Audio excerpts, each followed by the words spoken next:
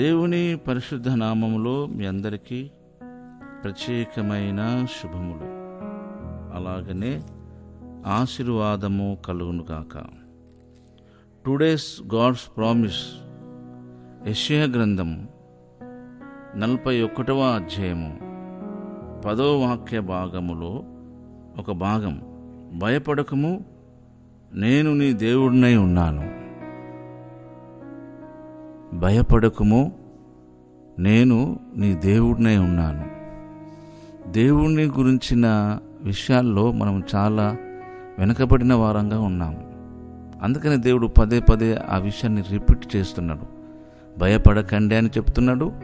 నేను నీ దేవుడుని అంటున్నాడు. ఏమైనా చేయగలవాడు దేవుడంటే, ఏమైనా చేయగలవాడు. మీరు నమ్మండి, దాన్ని నమ్మకం మాత్రం ఉంచుము, నీ కార్యము సఫలమగునన్నాడు ఆ యాయేరుతో.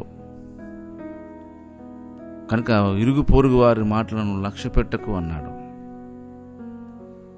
నీవు కూడా ఇరుగు పొరుగు మాటలు, తోటి విశ్వాసుల విషయంలో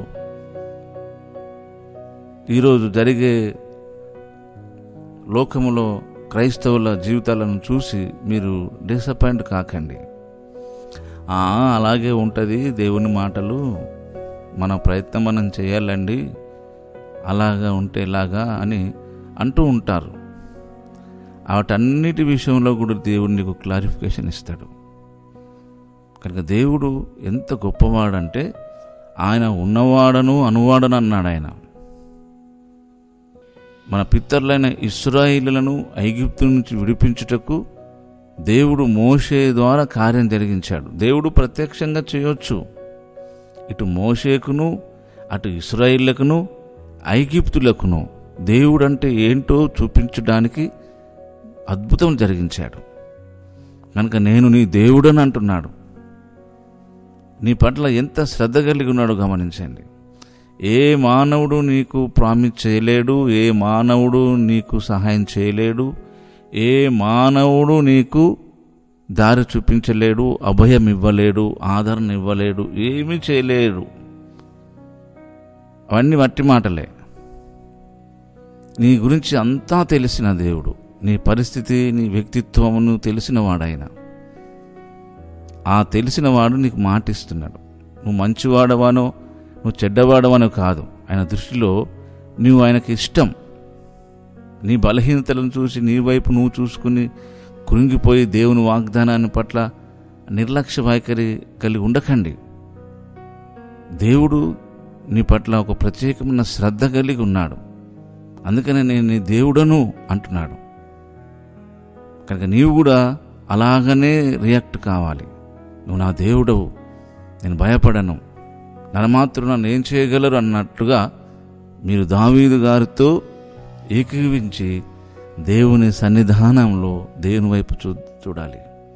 నిశ్చయంగా దేవుడు మిమ్మల్ని చూడవస్తాడు.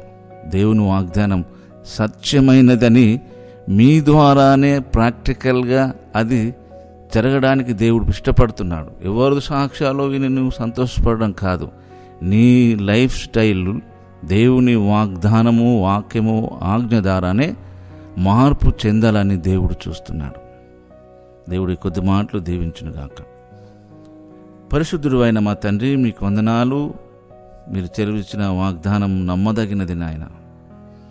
కనుక ఈ వాగ్దానం వింటున్న ప్రియ బిడ్డల జీవితంలో నేను మీ దేవుడని అన్నావు.